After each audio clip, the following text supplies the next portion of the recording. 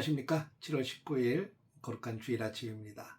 하나님 앞에 예배하는 날, 우리의 마음과 뜻과 힘을 다해 하나님 앞에 예배하고 또 우리에게 맡겨주신 책임들을 기쁨으로 잘 감당하는 우리 행복한 주일 되시기를 주의 이름으로 축복합니다. 오늘은 사도행전 11장 1절에서 18절까지의 말씀을 통해서 복음의 지경을 넓히시는 성령님이라고 하는 주제로 함께 은혜를 나누도록 하겠습니다. 먼저 성경을 보겠습니다. 유대에 있는 사도들과 형제들이 이방인들도 하나님의 말씀을 받았다함을 들었더니 베드로가 예루살렘에 올라갔을 때에 할례자들이 비난하여 이르되 네가 무할례자의 집에 들어가 함께 먹었다 하니 베드로가 그들에게 이 일을 차례로 설명하여 이르되 내가 욥바시에서 기도할 때에 황홀한 중에 환상을 보니 큰 보자기 같은 그릇이 내 귀에 매어 하늘로부터 내려 내 앞에까지 드리워지거늘 이것을 주목하여 보니 땅에 네 발 가진 것과 들짐승과 기는 것과 공중에 나는 것들이 보이더라. 또 들으니 소리 있어 내게 이르되 베드로야 일어나 잡아먹으라 하거늘 내가 이르되 주님 그럴 수 없나이다. 속되거나 깨끗하지 아니한 것은 결코 내 입에 들어간 일이 없나이다 하니 또 하늘로부터 두 번째 소리 있어 내게 이르되 하나님이 깨끗하게 하신 것을 네가 속되다고 하지 말라 하더라. 이런 일이 세 번 있은 후에 모든 것이 다시 하늘로 끌려 올라가더라. 마침 세 사람이 내가 유숙한 집에 서 있으니 가이사랴에서 내게로 보낸 사람이라.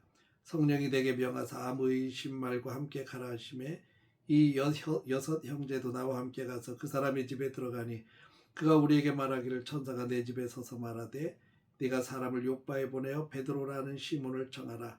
그가 너와 내 집이 구원받을 말씀을 내게 이르리라 함을 보았다 하거늘 내가 말을 시작할 때에 성령이 그들에게 임하시기를 처음 우리에게 하신 것과 같이 하시는지라. 내가 주의 말씀에 유하는 물로 세례를 베풀었으나 너희는 성령으로 세례를 받으리라 하신 것이 생각났노라. 그런즉 하나님이 우리가 주 예수 그리스도를 믿을 때에 주신 것과 같은 선물을 그들에게도 주셨으니 내가 누구에게 하나님을 등이 맡겠느냐 하더라. 그들이 이 말을 듣고 잠잠하여 하나님께 영광을 돌려 이르되 그러면 하나님께서 이방인에게도 생명 얻는 회개를 주셨도다 하니라. 성경을 좀 길게 봤습니다만 오늘 본문의 말씀은 초대교회가 가졌던 가장 강력한 고정관념, 즉 이방인들은 구원받을 수 없다. 이방인들 하나님께서 지옥의 불쏘시개로 창조하셨다고 믿는 이 장벽의 생각들을 성령님께서 어떻게 무너뜨리시고 그리고 복음의 지경을 어떻게 점점 더 확장시켜 가시는지를 잘 보여줍니다. 오늘 본문의 배경은 베드로가 이 가이사랴에 있는 이방인 백부장 고넬료의 집에서 복음을 전하고 예루살렘으로 돌아왔을 때의 시점입니다. 1절을 보면 유대에 있는 이 사도들과 또 형제들이 이방인들도 하나님의 말씀을 받았다 함을 들었습니다. 그것은 온 천하가 기뻐해야 될 성령의 역사이지요. 근데 2절과 3절을 보면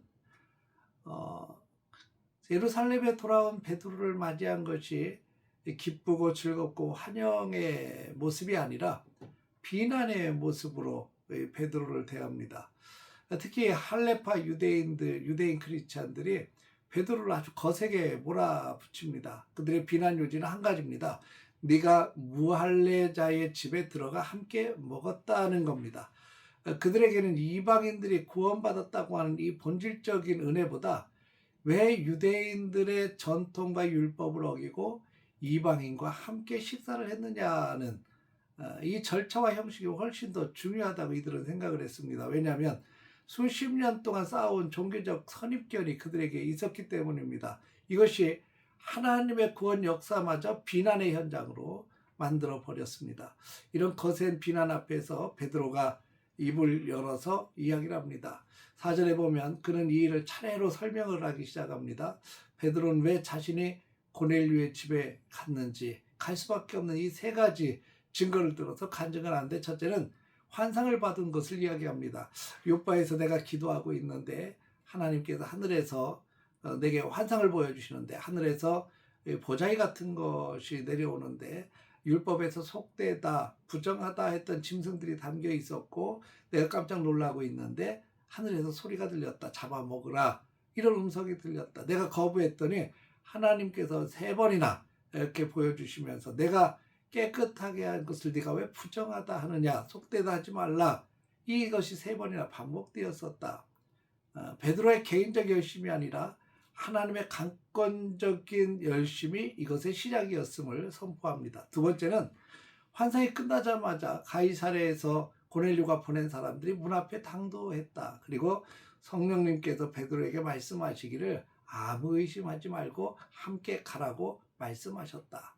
세 번째는 성령 강림의 역사가 그 현장 속에 보여졌음을 말합니다. 베드로가 고넬료의 집에 가서 말씀을 증거하는 이 타이밍에 마가 다락방에 임하셨던 성령의 놀라운 역사가 이 고넬료의 집에도 동일하게 임하셨습니다. 베드로는 이 요한은 물로 세례를 주었지만 너희는 성령으로 세례를 받으리라 하신 주님의 말씀이 기억났다고 베드로는 고백을 하고 있습니다.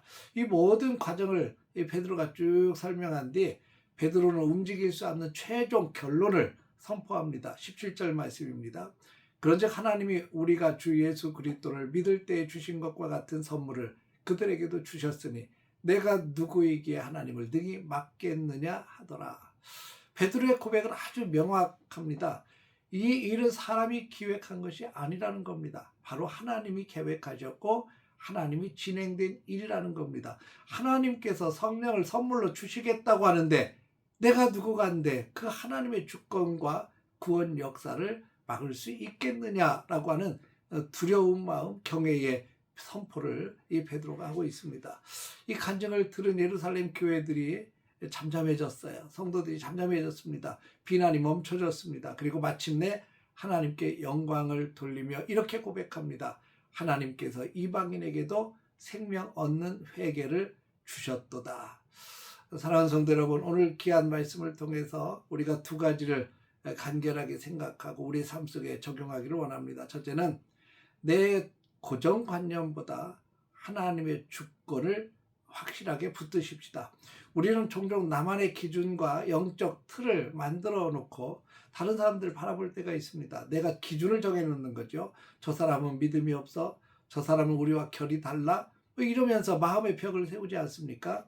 그러나 하나님께서는 우리가 세우는 그 선을 뛰어넘어서 역사하시는 분이십니다. 내 편견의 벽도 허물고 하나님의 눈으로 이 세상을 바라보는 열린 마음, 이것이 꼭 필요한 것을 말씀하고 있습니다. 주님은 내가 세운 모든 계획과 또 아니면 그 벽과 선 이런 것들을 다 뛰어넘어서 일하시는 분이 우리 하나님이시기 때문에 그렇습니다. 두 번째는 하나님의 역사 앞에 잠잠히 우리는 순종하며 나가야 될 줄로 믿습니다. 예루살렘 교회는 비난으로 이 베드로를 맞이하고 시작을 합니다. 그러나 하나님의 일하심을 확인했을 때에는 철저히 복종하며 잠잠해졌습니다. 내 뜻과 하나님의 뜻이 잘 맞으면 좋지만 충돌할 때는 내 뜻을 내려놓고 하나님의 뜻을 붙드는 것이 바로 믿음의 사람들입니다. 내가 누구에게 하나님을 막을 수 있겠느냐라고 고백했던 베드로처럼 철저하게 우리는 순종하며 나가야 될 줄로 믿습니다. 오늘 또 우리에게 귀한 날 주셨는데 오늘 하루 그 믿음 가지고 주님 앞에 나와 예배하며 믿음으로 주님의 말씀을 듣고 은혜 속에서 승리하는 거룩한 주일 되시기를 주의 이름으로 축원합니다.